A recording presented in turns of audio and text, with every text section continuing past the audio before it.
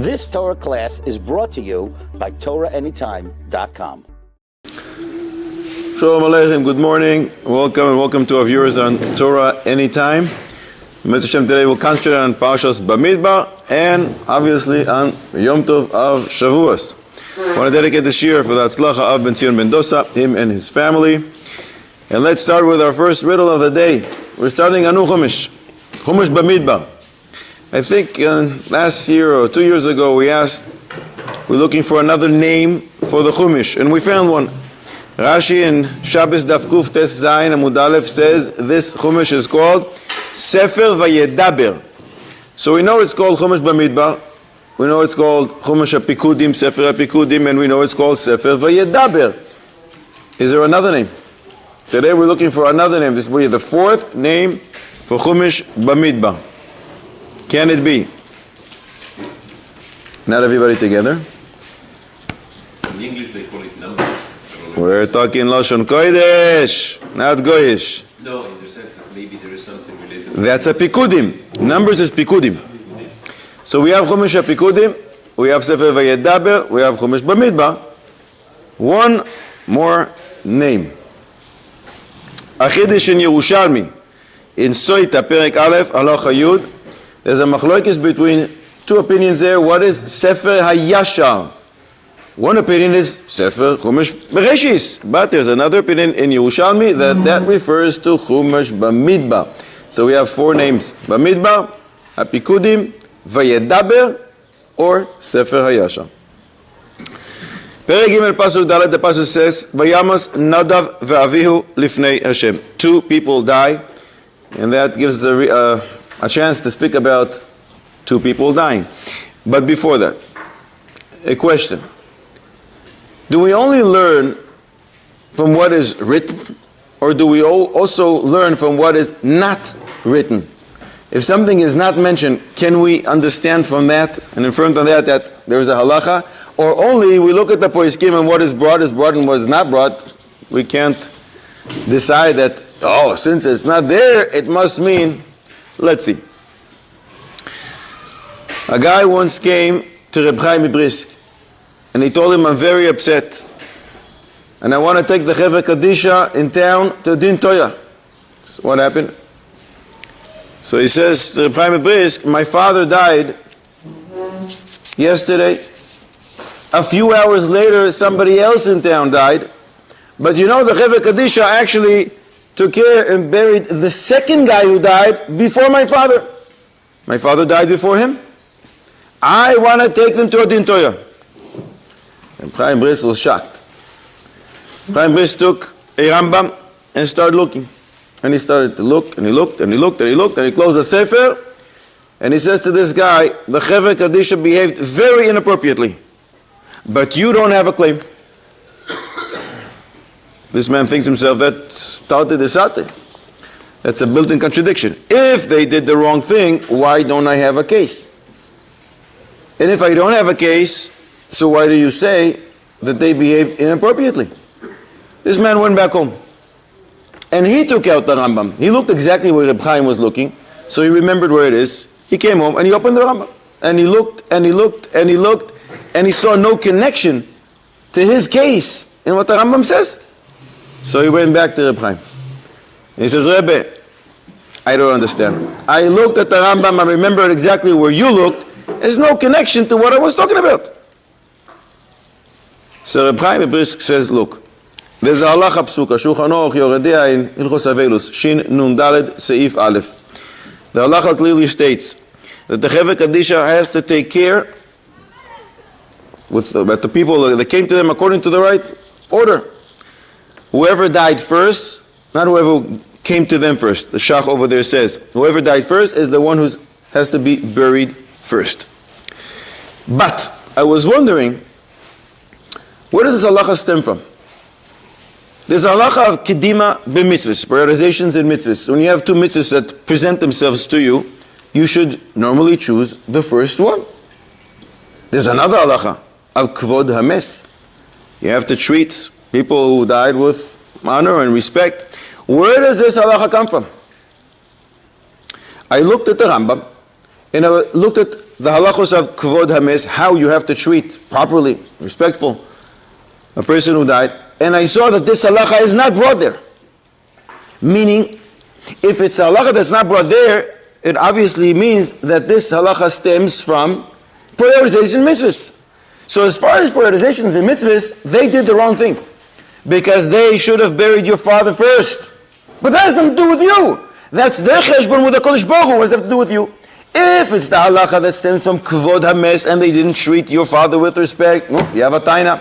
But since it doesn't appear in the Rambam, in the halachos of kvod hames, obviously it must mean that it stems from the prioritization in mitzvahs. Just din kedima b'mitzvahs. And since they didn't treat your father according to the first mitzvah that came your way, they did something wrong, but it has nothing to do with you, because that's their cheshbon with the Kodesh Baruch Hu. Is it the same as in Ma'avirin on mitzvahs, that one? That's, Or is that a different one? that's the din of kedima b'mitzvahs, prioritizations and mitzvahs. The first mitzvah that comes your way is the mitzvah that you have to do. Why are you passing over a mitzvah? But that's their cheshbon with the Kodesh Baruch Hu. That's been Adam lamakom. Kodesh Baruch Hu gave them two mitzvahs and they chose the wrong one. It's their cheshbon. What does that have to do with you? If it would be in the halachos of kvod hames, then they would have a taina. You see that Reb Chaim Brisk actually learned the halacha from a halacha that's not written. And it's not such a big chiddush. The Beis Meir writes, it's better to learn from stimas harishonim than perushei ha'achronim. From the fact that Rishonim didn't say anything, I'd rather look in that and understand from that something better than all the perushim of the achronim. The Chazon Ish writes very similar, and the Chazon Ish writes, Nirta anoichi midvar shel chidush betiv'i. I am reluctant, I'm cautious when I see a chiddush, because if this was so, one of the Rishonim had to say it. And from the fact that we don't see this type of language, he's talking about something specific in Hilchos Matnos Anim. We don't see it in the Rishonim, not so sure. And then he continues, and the Chazon Ish says, "Vezu belibi ha'achra'a hayetera mikol harayos." And as far as I'm concerned, this has the most weight when I'm coming to decide the halacha. The fact that the Rishonim didn't say something, that means a lot. The only problem is the Chazon Ish seems to contradict himself, because the Chazon Ish writes at the end of Taros that you can't learn from something that the Shulchan Aruch didn't write, because Shulchan Aruch wants you to learn from what he wrote and not from what he didn't write. But L'chorah, the Chazon Ish does not contradict himself. And the Chazon Ish, when he says it's better to learn from what the Rishonim didn't say, that refers to the Talmud Bavli, the Talmud Yerushalmi, the Tur, the writings of Chazal. Even what they didn't write, there's an Indian there. You have to look well why they didn't learn it, and sometimes you can actually learn from that. But from the Shulchan Aruch wanted you to learn from what he decided to write, and not from what was not written. Do as I do, not what I say. No, do as the Poisim say. Klal Yisrael are going to travel in the desert with all kinds of flags. Every tribe has its own flag, and the Midrashim depict exactly what was on their flags, different animals. But Klal Yisrael already knew about these flags that are going to represent their tribes and how they have to travel in the desert a long time before. When Yaakov Avinu passed away, Yaakov Avinu already told him, I want you to carry my bed with the same way, same pattern that you're going to be traveling in the desert. So they knew about it a long time ago. But they were only commanded on having the flags after the building of the Mishkan. Why do they have to wait? The time of Matan Torah, Chazal say, Klal Yisrael saw the angels with the way that they stand up there, and they wanted to be like them. They wanted the same pattern. So they already knew about the flags, and each one has its unique quality and unique flag. So why does the Kodesh Baruch Hu wait until the building of the Mishkan to command Klal Yisrael, okay, now have these flags? Rabbi Kamenetsky Zatzal explained, the flags are a certain maila. All kinds of minyanim that we don't exactly understand what they do, but they do a lot of things and make a lot of noise upstairs. But potentially, there's also a disadvantage to having your own flag. Because when you have your own flag, that represents you with your unique qualities, something special about you, and that can actually cause a separation of hearts. Each tribe It's locked into their own camp. I have my qualities, I am special in this, and you're not so special in that like me. So HaKadosh Baruch Hu waited until they have one unifying goal, and that is the Mishkan. And the Pasuk says, Saviv la Mishkan Yachanu, everybody encamped around the Mishkan, and that unifies everybody. And there, everybody can bring their own qualities, but fighting for the same cause. Then it actually causes a unifying of hearts. Chalila, we don't want a separation. So HaKadosh Baruch Hu says it's better for me to wait. Even though there's a lot of qualities to have your own flag and to understand your own qualities, but it's better for me to wait, chas v'sholom, that there wouldn't be a separation. I want achdus. So the Mefarshim say, based on that, this similar idea can happen when learning Torah. Each one has his own qualities. So when a bunch of people are learning together, you can start arguing, and we always do when we learn Torah, but you're doing so to show, I'm right, I'll prove you wrong. Because I have my own qualities, and the way I think is different than yours. But when you have a unifying goal, like that which is the Mishkan, Saviv la Mishkan Yachanu, when we all understand that HaKadosh Baruch Hu gave us the zchus to understand the Torah in my own way, and everybody has his share in the Torah. And Chazal say, "En Adam lamed ela b'makom sheli bo yichafetz, v'sen chelkeinu b'soirasecha." Each one has his share, his unique part in Torah. But when we do this l'shem shamayim, all together with a goal center in the center called the Torah, then that is what HaKadosh Baruch Hu wants, that you keep your own beautiful qualities that are only unique to you. But when you do so l'shem shamayim, that unifies everybody. And with that we understand now another reason why specifically before Shavuot we read Parshas Bamidbar, because everybody has his own quality. Just like the flags, everybody has his own flag which is special to him. But we have to unify around the Torah, we have to unify around the Mishkan, and to engage in Torah study as much as we can with all our might.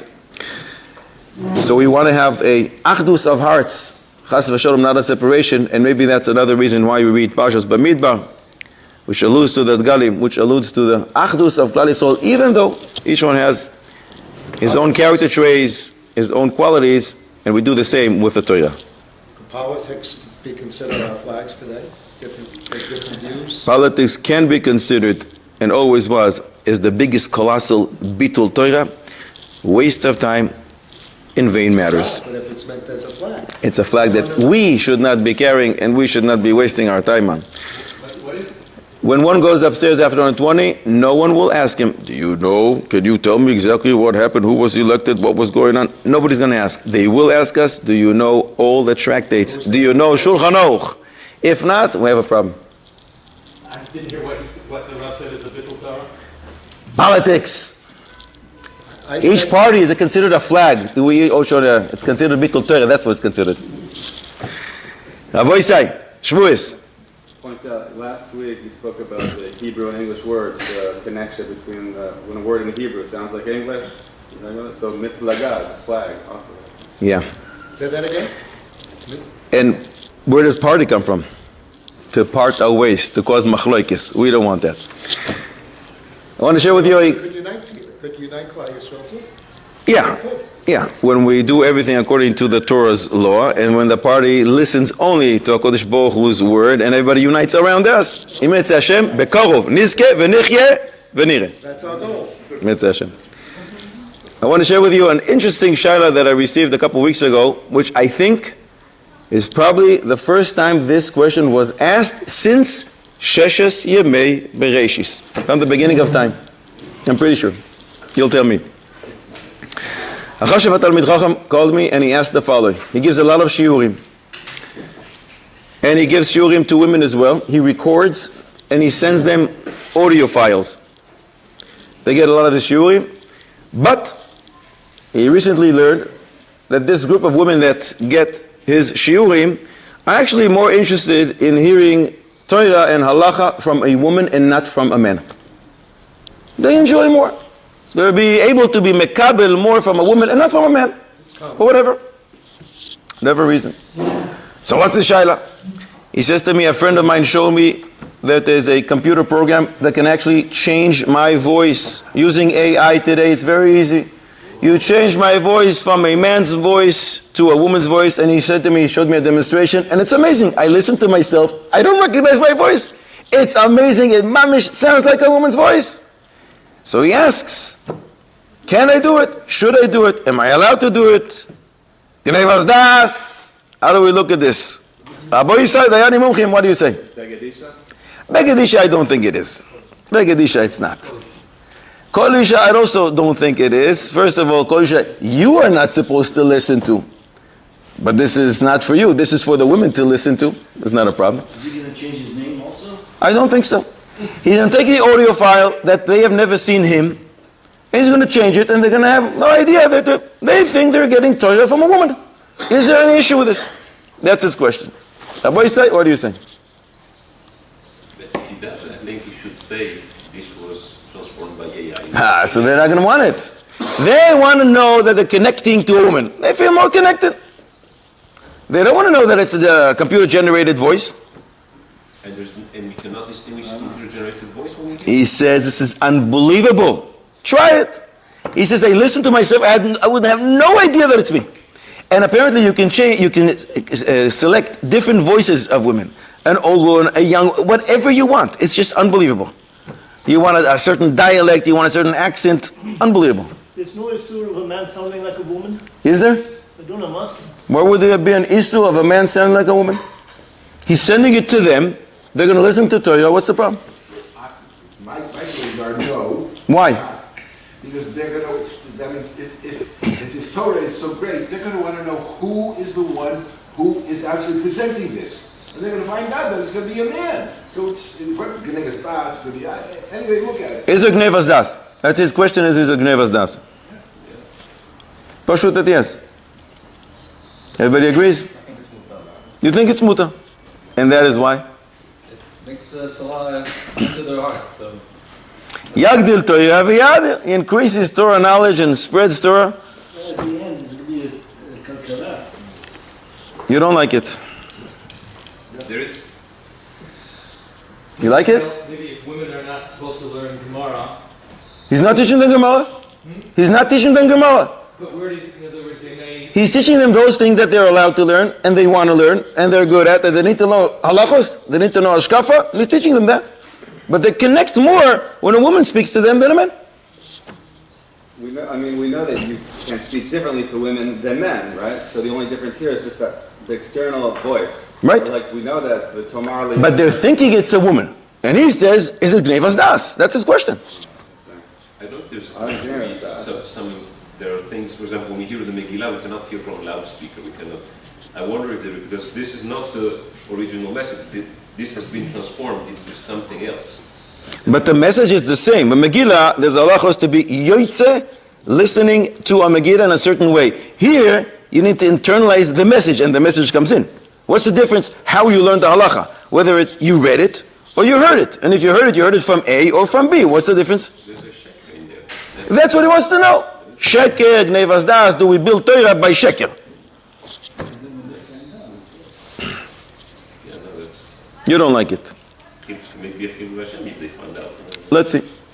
Women, first of all, people can understand Torah from who they can emulate, who they can understand. That's why they want to hear it from a woman. Right, so that's why, that's. So you like it? Coming to that. You like it? I don't like it. How can you hear a shear and not know who's giving the shear? What's the difference? What, If you know who gave the shear, so then you're going to be able to mekabel it better? If the Torah is right, what's the difference to you? You're inspired. You understand it. Gevaldik. When you come to a shir, you listen to a shir, let's say on the radio, and you didn't hear the first 2 minutes introducing the speaker, so you're not allowed to listen to it? You're going to love it. A 5-hour shir, which you love, but you didn't know who said it. Oh, sorry, I can't be mekabel. Why? So if we push the boundary here, let's assume there's a from AI that can make Bar Torah. So now... That's talking about the content itself. I'm talking about just the delivery. What's the difference to you in what format it's delivered? And he is asking, am I allowed to switch my name and claim as if that it's me, but it's a woman? Am I allowed to do that? it's Zion on the Torah that should go from a man's voice to a woman's voice? Why? Did you read that? Where's the Yerida? It increases Torah knowledge and spreads it to more people. What's the problem? It's an increase in Torah, not a decrease. He's included in Talmud Torah. Yeah. You hear a voice of someone who's included in Talmud Torah, and you hear someone who's not included. What's the difference to the recipient? The recipient just learned Torah on a higher level and was able to connect to that more and will remember that more. That Torah makes more impression in the person who listened. What's the difference? What's the issue of a beged isha? Why can't a person put on a woman's clothing? In other words, Because that may cause him to mingle with women and to go to places we don't want to. There's no beged isha here whatsoever. It's not a beged, and he's not going to mingle with him. In fact, they're never going to know who he is. they connect this shir on such a level of a woman to a woman. Maybe he's a kirva that shouldn't be being done. You want to be mechadesh anu halacha in town, and we just said before what the Shulchan Aruch wrote, great, but he didn't want you to learn from something that he didn't write. You can't create a garment when it's an audio file in the computer. How do you want to say a file now turns into a beged? Do we not have to have some geder, gedara? And okay, these are attractive new facilities, but nevertheless we should have some kind of reserve and say, very nice, but. If you give me sources, great. Why not? He wants to know if it's gnevas das. We have halachos of gnevas das. What is gnevas das? You said before it's building Torah on shekel. Oh, good. Let's see. Is it the same shaila if I give a shir and change it to a cousin's voice and just put it out without being made? Mistam is going to be much better. We'll probably do all of us a great service. Let's see, and we'll address that as well.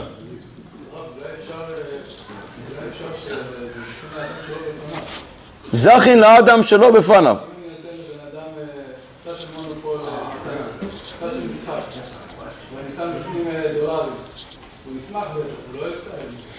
He wants to know gnevas das. Is it gnevas das that they receive a woman's voice thinking it's really a woman's voice, but it's not, it's a man. Gnevas das is not giving them any money.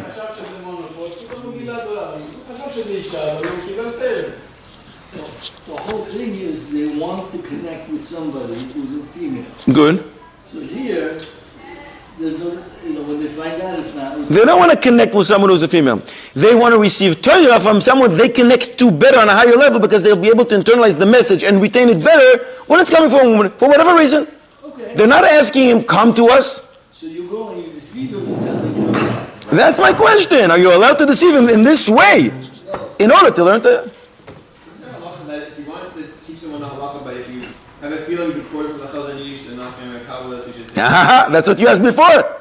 That's what you asked before. You just reused the wrong name. Let's see. What's that?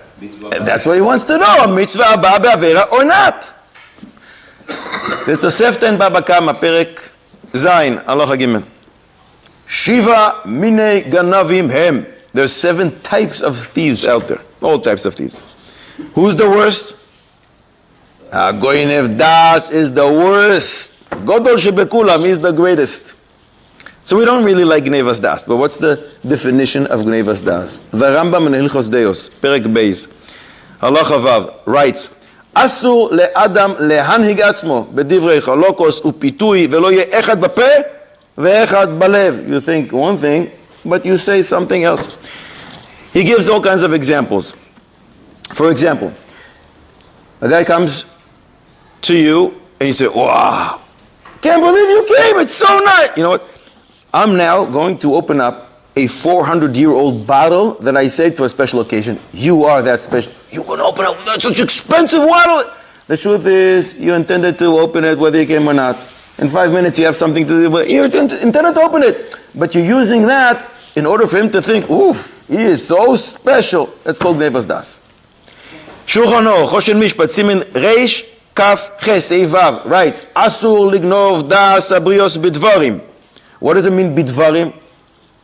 That you do certain things for him that he'll think you're doing it for him. For example, You invite your friend over for lunch, and you know he doesn't eat by anyone. He doesn't eat outside his house. You know he has a flight in 2 hours. So why don't you have lunch with me? You know he's going to the airport. So he's going to think, wow, this guy is so nice. He loves me so much. You go to the hospital because your friend Reuven is in the hospital. When you get there, you see Shimon walking there with his hospital pajama. Shimon, you know, as soon as I heard that you're here, I ran over. You had no idea that Shimon is there. Why are you doing this? Because you want Shimon to owe you one. Next week when you need something, you know where to call. Shimon now is thinking, this guy, he came all the way to the hospital just to see me. I love him, I owe him one. You want to get some kind of a benefit. Matnas chinam. You want to get some kind of a favor. Maybe you're going to charge for that favor. You want to get something from this thing called Genevas Das, and that's why you're doing it. If the person fools himself, when I come to the hospital and he sees me, he says, wow, I can't believe you came just for me. That's so nice. I didn't say anything. He fools himself. I don't have to stop him. Comes out that the definition, the description of Genevas Das is when you're doing it in order to gain something from someone else. You want to fool him. You want to say something that's not really the truth because you want to get something from him later on. You want him to owe you one. This is a halacha which is dependent on one's heart. The Ran writes like this in Chulin Lamed Gimel Amud Aleph. The Maharshal in Yam Shel Shlomo Paskin like this as well in Chulin Perek Zayin Simen Chaf. Chulin Tzadi Daled Amud Aleph, Chazal say that if you're doing so for the sake of one's honor, you're allowed to. So sometimes you're allowed to change from the truth in the words that you say, Gnevas Das, but you're doing it in order to honor oneself. You're not trying to gain anything for yourself. Again, it's dependent on the purity of one's heart.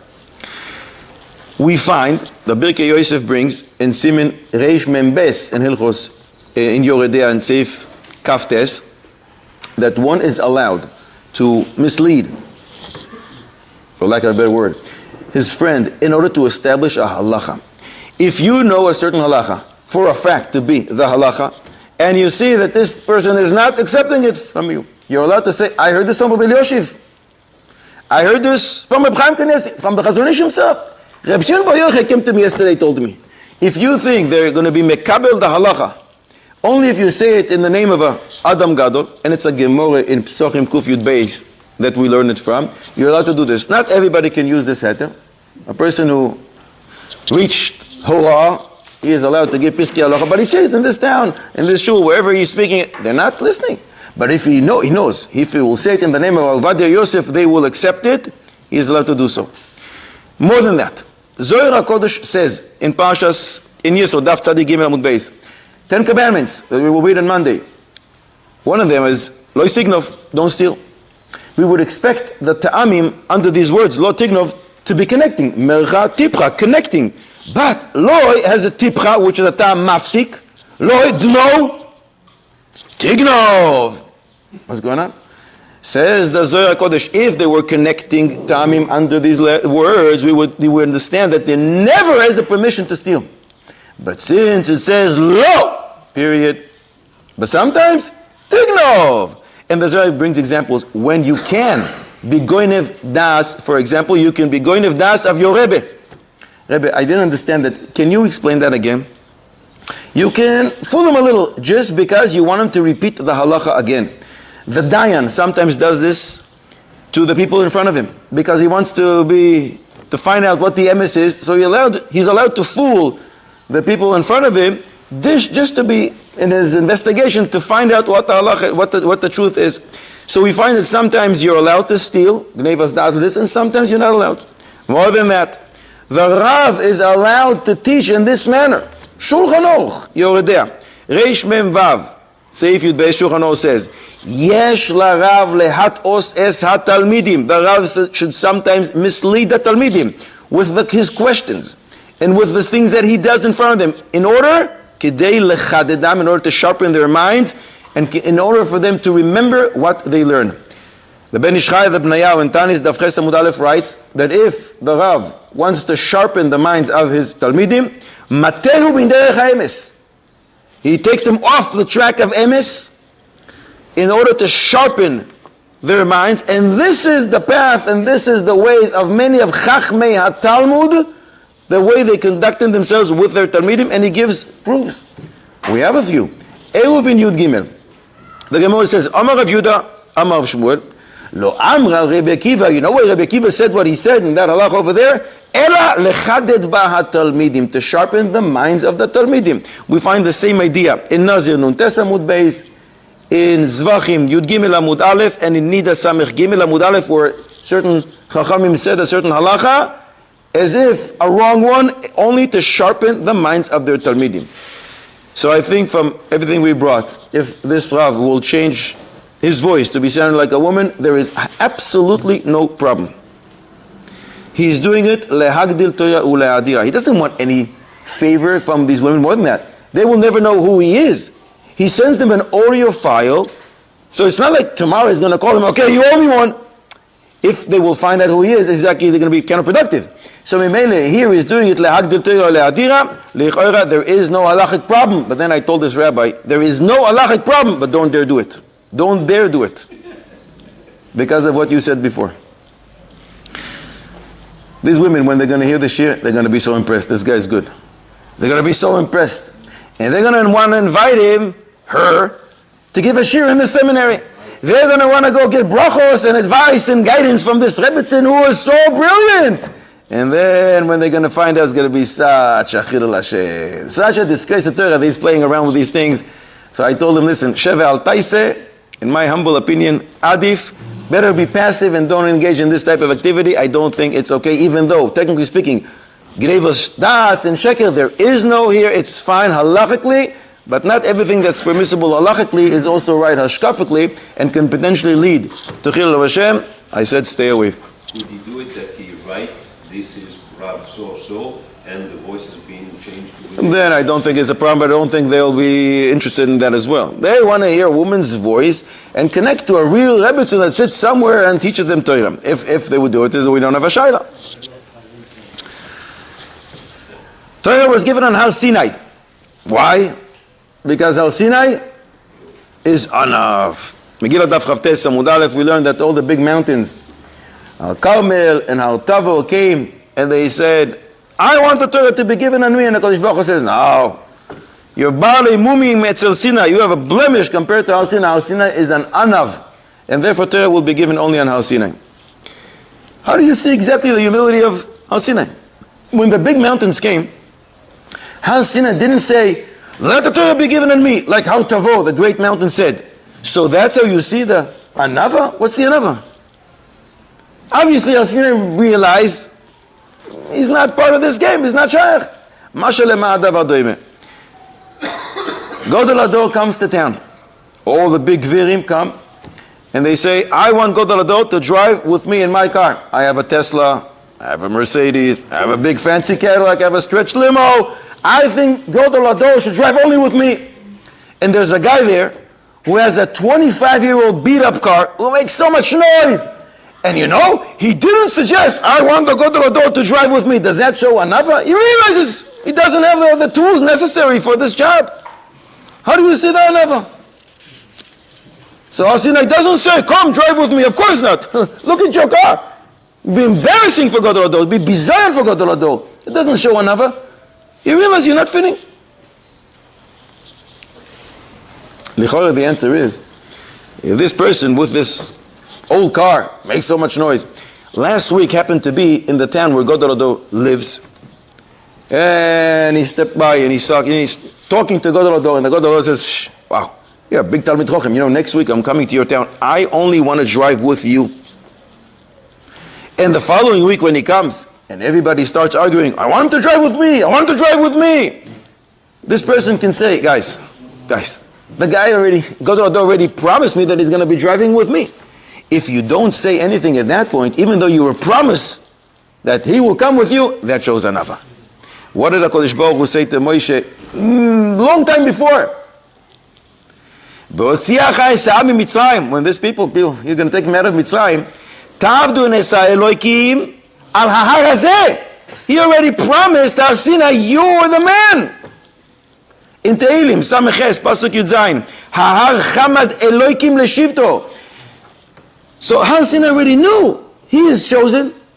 Har Sinai already was with Gadol Ador last week, and he told him, when I come to your town, I'm going to be only with you. I want you to take me around. And yet, all the big mountains came and said, I want Torah to be given to me. Har Sinai could have said, he could have silenced him. HaKadosh Baruch Hu already promised me. Har Sinai didn't say anything. That's showing the Anava, and that's why HaKadosh Baruch Hu chose Har Sinai for Torah to be given on. In the Ten Commandments, they're divided in two groups. The one on the right, Ben Adam Lamakoim. The one on the left, Ben Adam Lachaveiroi. Says Reb Samson Lefar Hirsch. So interesting, if you look how they're built, they're the opposite. The mitzvahs on the right side, Ben Adam Lamakoim, starts with different commandments for your heart. Anochi Hashem Elokecha, believe in me. Lo yeh lecha Elohim achrim al panai. Everything has to do with the heart. Then it switches, and now we're talking about practical matters. Keep the Shabbos. Honor your parents. When you look at the group on the left, Ben Adam Lachaveiro, first it talks about practical matters. Lo sirtzach, lo sinaf, lo signov. Don't kill. Don't commit adultery. Don't steal. And now suddenly it switches. Don't covet. That has to do with your heart. So what is it? Why is there an inconsistency here? If you want to speak first about the heart, speak first about the heart in both groups. If you want to speak about the heart last, so speak about the heart last in both groups. Says Samson Lefar Hirsch. Some people think that the mitzvahs Ben Adam Lamakoim, the most important thing is the heart. No, I believe in HaKadosh Baruch Hu. I believe in Him. But I don't have to really do certain things. Those people are called cardiac Jews. They have strong emunah in their heart, but that's where it ends. But HaKadosh Baruch Hu also wants you to engage in activities. So therefore He starts with the heart and says, but it doesn't end there. You have to take it a notch up, and you got to take it to Maisim. As opposed to that, some people think the mitzvahs Ben Adam Lachaveiro, the other group. The most important thing is don't hurt your friend. Don't steal. Don't kill. Don't do anything to hurt your friend. But what does it have to do with your friend? What's going on in my heart? And HaKadosh Baruch Hu says, no. I also want the purity of the heart. In other words, don't covet what he has. So HaKadosh Baruch Hu wants it to have a complete package. In both the mitzvahs Ben Adam Lamakom and Ben Adam Lachaveiro. HaKadosh Baruch Hu wants our heart. We're allowed to be cardiac Jews, but we have to also be practical Jews. We have to make sure that we don't hurt anybody. We have to make sure that we do those things that HaKadosh Baruch Hu wants us to do. We have to engage our heart, and we have to engage the Maisim. That's why it's divided in different ways. Psachim Tav Samech Ches Amud Beis, we hear the opinion of Rabbi Yeshua. And Rabbi Yeshua says about the Yom Tov of Shavuos, Chalkeu Chetzio LaHashem v'Chetzio Lachem. Half to HaKadosh Baruch Hu, half to you. Says the God Mevila, this is so meduyak in the word Yom Tov, and half of Lachem and half of LaHashem. What do you mean? Yom Tov, what's the gematria of Yom Tov? Yom, Yud is 10, Vav is 6, Mem is 40. What is that together? 10, 6, and 40. 56, Tov is 17. How much is 56 plus 17? 73. Yom Tov is 73. Rabbi Yeshua told us to take Hashem and to take Lachem and cut it in half. Chetzio La Hashem. Yud Kei Vav Kei is 26. La Hashem with a Lamed, another 30. 26 plus 30 is 56. And Rabbi Yeshua says cut it in half. Chetzio La Hashem. So 56 divided into 28. V'chetzio and half of Lachem. Lamed is 30, Chaf is 20, Mem is 40, that's 90. Half of 90 is 45. Says Rabbi Yeshua, take half of La Hashem, that's 28, and half of Lachem, which is 45. How much is 28 plus 45? 73. Because the Yom Tov of Shavuos, 73, is made out of two parts. Half of La Hashem and half of Lachem. Go to Vilna. Riddles. Two riddles. Yom Tov. In the name of Melachos. How can it be that there's a Ben Eretz Yisrael, somebody from Eretz Yisrael who's traveling, is going to be in Chutz La'aretz. Pesach, Shavuos, he is there. Pesach, Sukkot, let's say.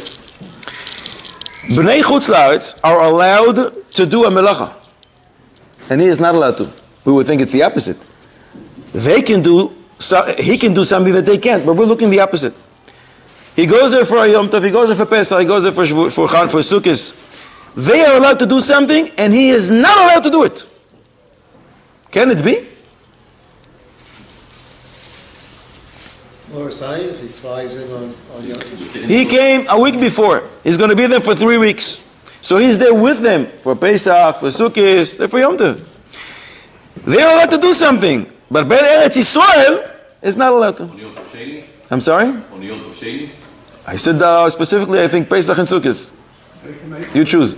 They can make a blessing on the etrog, of an etrog on the last day of Sukkot, but then he can't. A melacha, not a bracha. They're required to say, because the brachos on the second day Yom Tov, he can't. Of course. Halal is not a melacha. Of course the tefillah is going to be different. That we expect.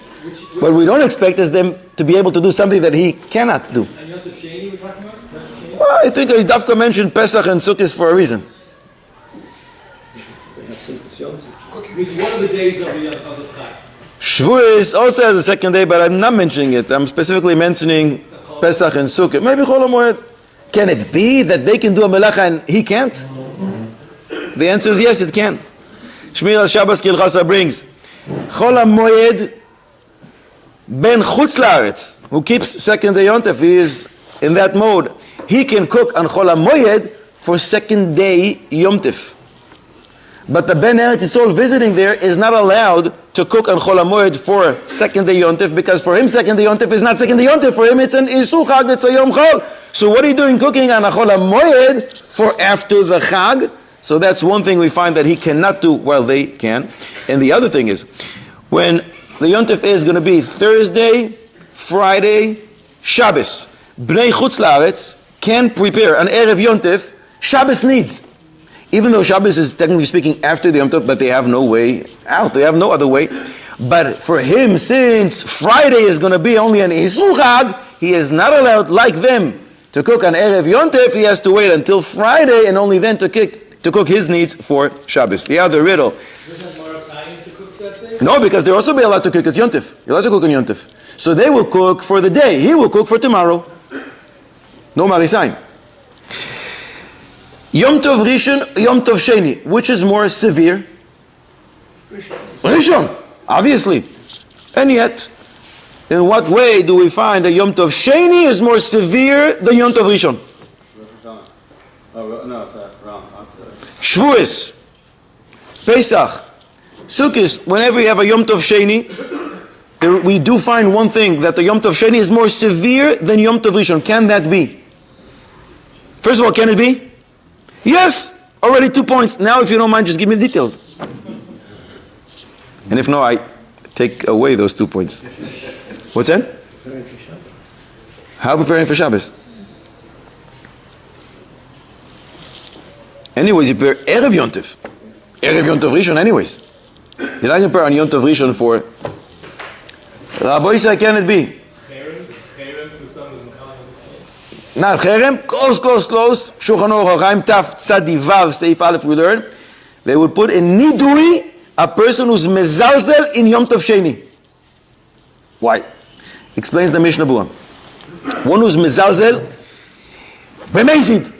Even if he's mezalzel al something which is only a shvus, something which is only a derabanan. And the Achronim writes, says the Mishnah Berurah, that even if he instructed a goy to do something for him, and that's his way of being mezalzel in the Yom Tov, they would put him a nidui. Everything which is asu on the first one is asu on the second one as well. And the Mishnah Berurah explains why Yom Tov Sheni in this is more important, more severe, more chamur than Yom Tov Rishon. Yom Tov Rishon, you only put a nidui, someone who did something a deoraisa. Somebody who's mezalzel at deoraisa level, but not somebody who's mezalzel on a derabanan. Why? Yom Tov Sheni, the whole thing is a derabanan. So when you take away a derabanan, you uproot the whole Yom Tov. But Yom Tov Rishon, since it comes from the Torah, if you mezalzel on a deoraisa, you still have the derabanans. You didn't uproot the entire Yom Tov, but derabanans on a Yom Tov Sheni, the whole thing comes from derabanan. So if you uproot it by being mezalzel in it, you're as if taking away the whole thing. And therefore they would put in nidui somebody who's mezalzel in Yom Tov Sheni. So in that respect, Yom Tov Sheni is more severe than Yom Tov Rishon. There was a man who went with his son, Bamidbar, to Rabbi Yoshev Zatzal. he said, Rebbe, please give me a bracha, give my son a bracha. He's about to be bar mitzvah. Well, I wanted to be a Gadol B'Yisrael. I wanted to learn Shtay, Asmada. A bracha from you is going to make a big difference. And Rabbi Elyashiv said, you should know, brachos for this matter are meaningless. They don't do anything. If this boy is going to sit and learn, he's going to become a giant in Torah. And if not, my brachos are not going to do anything. So this man says to Rabbi Elyashiv, Rebbe, sorry, but I have a contradiction to what you're saying. The Chida in Shem HaGedolim says that the Rambam viewed the Rimigash as his Rebbe, even though the Rimigash died when the Rambam was only 7 years old. Because the Rambam says that when he was young, he went to the Rimigash, gave him a kiss on his hand, and he got a bracha from the Rimigash, and that's why he became so great. The Rambam attributed his greatness to the bracha of the Rimigash. You see, the brachos from Gedolim make a lot of noise in Shemaim, and they do work. Rabbi Elyashiv says to him, listen, I don't know what it says in the Chida. I know one thing. When I was little, I got a bracha from a Kohen, the Chofetz Chaim. He's not only a Chofetz Chaim, he was a bracha, he was a Kohen. And you see, it did nothing. So I'm telling you, brachos from Gedolim don't do anything in this respect.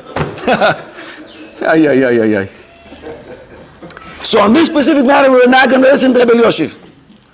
And we're going to continue going to tzaddikim and getting them their blessings. But we also must sit and learn.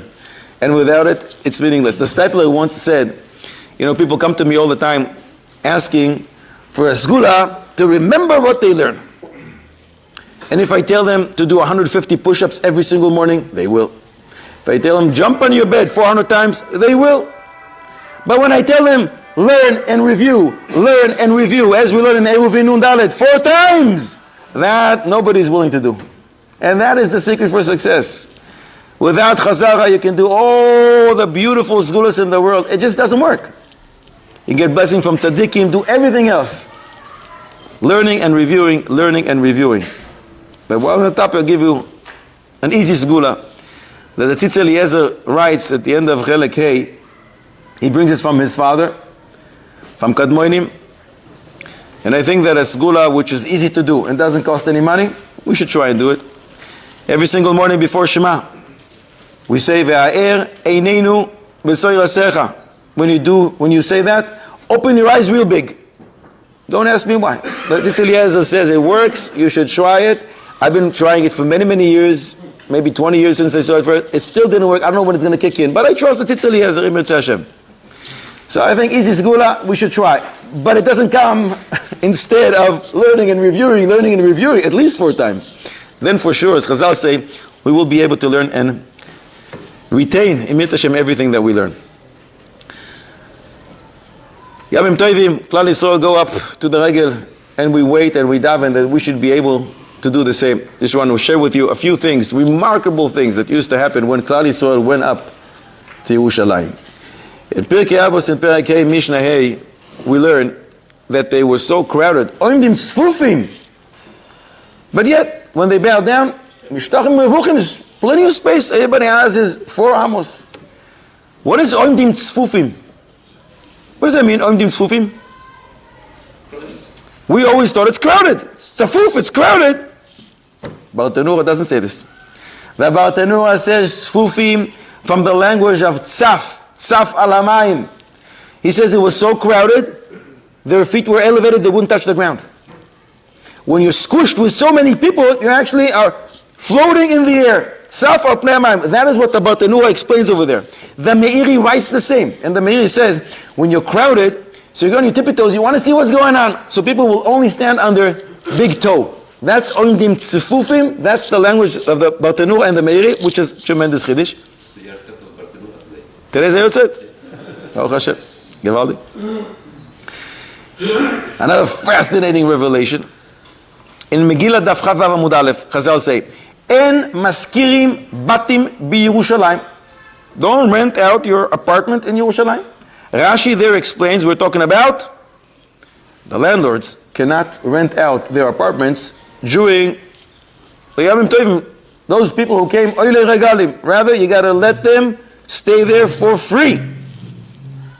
I'm not sure if you want to buy an apartment in Yerushalayim if it's only for investment purposes and to rent it out. Doesn't sound like it's a great idea. The Ritva in Yuma Yud Beis Amud Aleph says the same thing. This is special din for oile regalim. But the Ma'ari Kokus in Beis Abchira, Perek Zayin Halacha Yud Aleph, and Rabbeinu Chananel as well, Yuma Yud Beis Amud Aleph, say it's not limited only to the time that they used to go Aliyah L'Regel. Yerushalayim lo nischalka leShvatim. Yerushalayim is not divided into tribes, so you are not the real owner, and therefore throughout the year you don't rent out the apartment, your apartment in Yerushalayim, because it's not really yours. So think twice if you want to buy an apartment to rent in Yerushalayim, because soon Beis Hamikdash is coming, Mashiach is coming. You're going to have a problem with Rabbeinu Chananel. You're going to have a problem with Rabbeinu Mari Kokus. I don't know what we paskin in the halacha regarding, because you have on one hand both Rashi and the Ritva saying only Aliyah L'Regel, and that's when people make their big bucks today. So I don't know how we're going to paskin. Nizke v'nichye v'nire. Fascinating. Go for Bitcoin. What's that? The Rav said go for Bitcoin, not for... I didn't say that. There are other places in Eretz Yisrael. And when we're talking about Yerushalayim, we're talking about Yerushalayim, which is the walled Yerushalayim, not Beit Vagan and Gilo. That's not a part of the city. So you can still buy apartments over there and make a bundle. Yotze Hashem. Again, back to that Mishnah, Pirkei Avos, Perek Mishnah Hey. So Chazal say there, Lichoira was very, very crowded. Everybody came, millions of people. And yet, Lo Amar Adam Lechaveiro Me'olam. No one did ever say, Sauli Amako, so crowded. How is it possible? How is it possible? Millions of people in tiny little old Yerushalayim. Not shaykh. So the Chassam Sofer says, yes, it was crowded. Oh, it was crowded. But the focus was different. They weren't thinking, oh, it's so crowded, and therefore they didn't say. The language of Chazal is very exact. Me'olam lo amar Adam. They didn't say. It doesn't say it wasn't crowded. They didn't say. Because their focus was, wow, this is great. I'm back here again with all my brothers. Big family. We're zoichit to come to the house of HaKadosh Baruch Hu. Everybody together. So why should I focus on, I don't have so much room? That's not the focus. The focus is, Baruch Hashem HaKadosh Baruch Hu invited me to his palace. And I'm here again. I have the chus to come here. So therefore no one ever said it's so crowded. They enjoyed the fact that they're all together. But what is this language? Tzarli hamakum. What is hamakum? Chazal say in Bereshis Rabbah, Sameches Tet hamakum. That's a Kodesh Baruch Hu Shu Mekoimo Shel Olam. When people came to Yerushalayim, they looked around and they said, wow. And it doesn't make a difference how hard the schlepping was to Yerushalayim and how much noise the kids made. They slept or they didn't sleep when they were flying to Eretz Yisrael. It doesn't make a difference. No one ever said, Tzarli, I'm upset at hamakom et HaKadosh Baruch Hu. The outlook was different. The outlook throughout was that which Rabbi Akiva taught us in Baruch Samech Amud Beis. Kol ma de'avid rachmana letav avid. Everything HaKadosh Baruch Hu does is good. Me'olam lo amar Adam. For so many years, hundreds of years, the Beis Hamikdash was up and running. First one and the second one, people never looked and said, why did this happen? Why did this happen? No, the focus was, first of all, I'm so excited to be here with all my brothers. And second, I understand that everything HaKadosh Baruch Hu does is letoiva. This is not limited only to the time that Beis Hamikdash is up and running. We are allowed to adopt that outlook on life. Everything HaKadosh Baruch Hu does, even things which look so hard. There's nothing bad that comes from above.